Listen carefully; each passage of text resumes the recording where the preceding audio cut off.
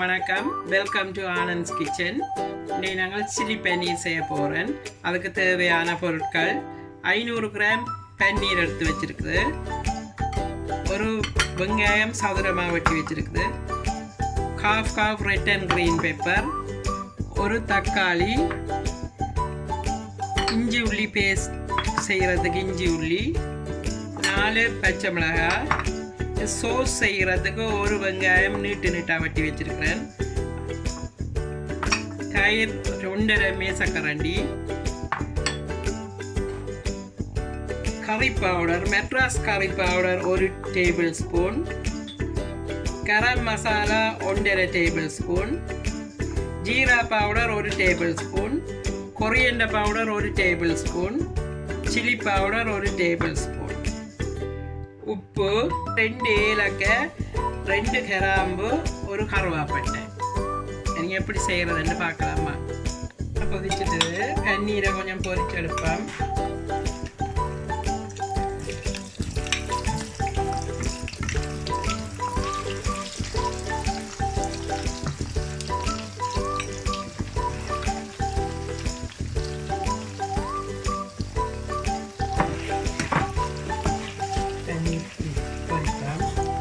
இந்த பன்னீரை பொரிச்சுட்டு குளிர் தண்ணிக்குள்ள நான் இப்போ இந்த குளிர் தண்ணிக்குள்ள கொஞ்சம் உப்பு போடுறேன்.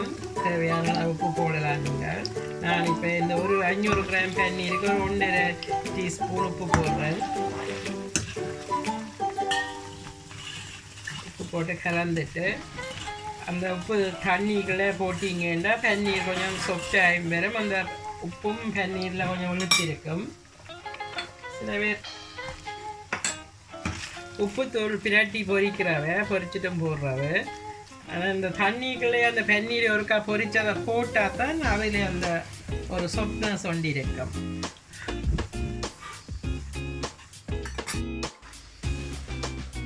சாரி, நான் முதல் எடுத்து அதை காட்டையில் இப்போ இதை பொரிஞ்சிட்டுது. இப்போ இதை எடுத்து இந்த தண்ணிக்குள்ளே போடுறேன் திருப்பியும். இப்படி இந்த பதத்தில் எடுத்து இந்த உப்பு தண்ணிக்குள்ளே போடுவோம். எல்லாத்தையும்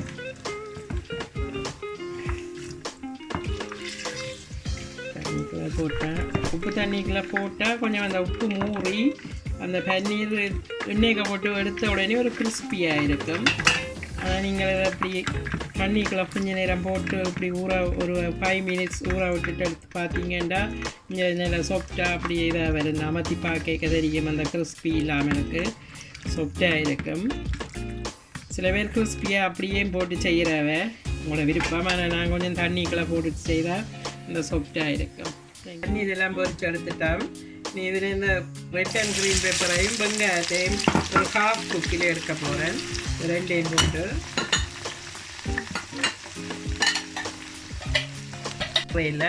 கொஞ்ச நேரம்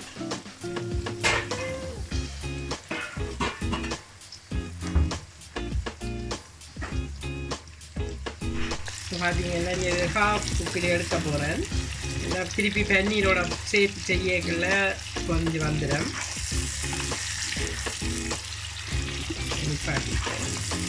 ஹாஃப் குக்கில் எடுத்து போடுவோம். ஓகே, ரெடி ஆகிட்டுது. இப்போ இந்த வெங்காயம் சோஸ் செய்கிறதுக்கு வதக்க போகிறேன். இதில் சும்மா இந்த வெறும் பேனுக்குள்ள ஒரு சொட்டு எண்ணெய் விட்டுட்டு ஒரு டீஸ்பூன் விட்டால் காணும். இதில் ஒரு பட்டை கருவாவை இப்படி தூளாக நுறுக்கி போட்டுட்டு 2 கிராம்பு, ஒரு 2 ஏலக்காய் போட்டுட்டு லேசாக வதக்கிட்டு அப்புறம் இந்த வெங்காயத்தை போடுறோம்.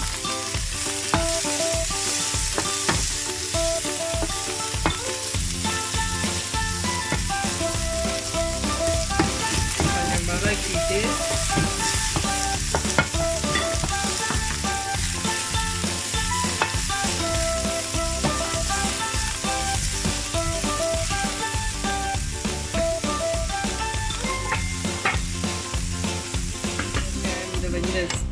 பேஸ்ட்டு எடுக்க வேணும். வதங்கிட்டுது.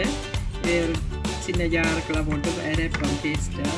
இதோடய அந்த எடுத்து வச்சுருந்த இஞ்சி உள்ளியையும் போட்டு பேஸ்ட்டை அரைக்க போகிறேன். இது சட்டி சுட்டுட்டு இதுக்குள்ள இப்போ நான் ஒரு 2 டேபிள் ஸ்பூன் நெய் விடுறேன்.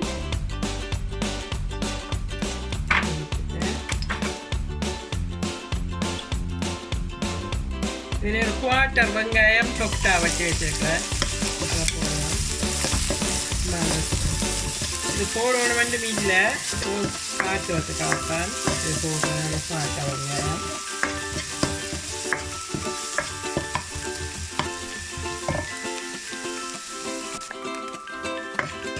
ஓகே, இந்த வெங்காயம் வதங்கிட்டுது. இதுக்குள்ள இந்த தூள்களை போட போகிறேன். சில்லி பவுடர், ஜீரா பவுடர், கறி பவுடர், கரம் மசாலா,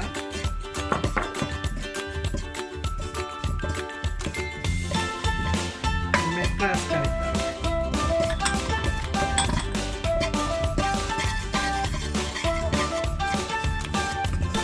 இப்போ இந்த அரைச்சி வச்சிருக்கிற பேஸ்ட்டை போடுவேன்.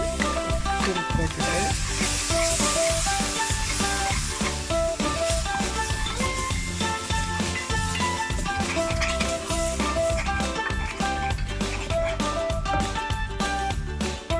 பேஸ்ட்டை போட்டு கொஞ்சம்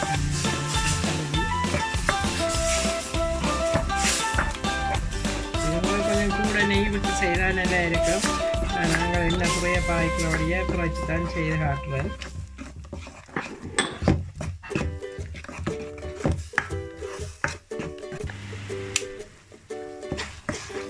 ஓகே, இப்போ பார்த்தீங்கன்னா இது சோஸ் எல்லாம் கொதித்து வந்துட்டுது.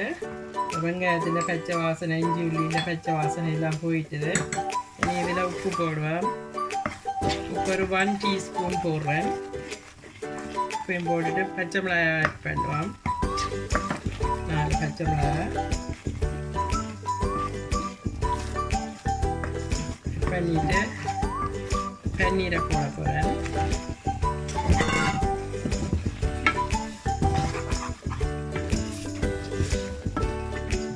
பன்னீரையும் போட்டு கொஞ்சம் நேரம் எடுத்துக்கலாம். அதோட பொரிச்சு வச்சுருந்த வெங்காயத்தையும் போட போகிறேன். இப்போ இதில் கொஞ்சம் நேரம் இன்னும் கூட ஊறி வதங்கினா தான் வெங்காயம் டேஸ்ட் வரும்.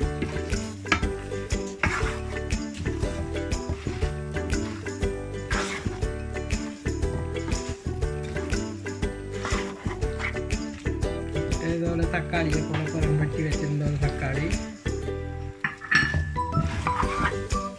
சரி, கொஞ்சம் மெல்லிய நெருப்பில் விட்டு கொஞ்சம் நேரம் பிராட்டி எடுப்பேன்.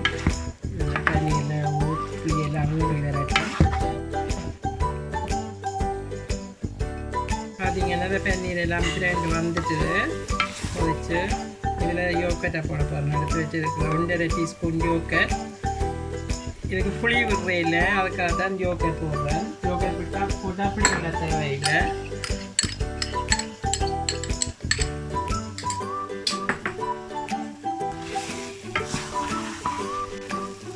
ஓகே, இப்போ இந்த பன்னீர் மசாலா எல்லாம் ரெடி ஆகிட்டு சில்லி பன்னீர்.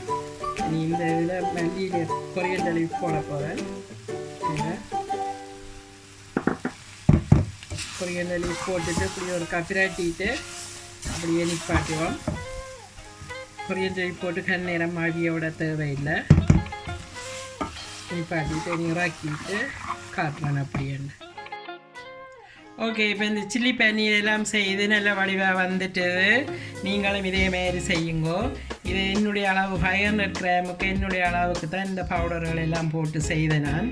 சில பேர் வந்து பேக்கெட் பவுடரும் வேண்டி பாவிக்கிறவன். நான் ஒரு நாள் அதுவும் வேண்டி முதல் பாவிச்சிருக்கிறேன். நான் இப்படியும் செய்து பார்த்தேன். நான் அதை விட இது கொஞ்சம் கூட டேஸ்ட்டாக இருக்கிற மாதிரி இருக்குது எனக்கு. அதால் நான் இப்படி இந்த அமௌண்ட்டுக்கு போட்டு தான் செய்கிறேன். நான் எல்லாம் இந்த பவுடர்களை போட்டு செய்கிறபடியே எனக்கு அது ஓகேயாக இருக்குது. நீங்களும் இப்படி செய்து பாருங்க. இந்த வீடியோ பிடிச்சிருந்தால் லைக் பண்ணுங்க, கமெண்ட் பண்ணுங்க, ஷேர் பண்ணுங்க, மறக்காமல் சப்ஸ்கிரைப் பண்ணுங்க. தேங்க்யூ, பாய்.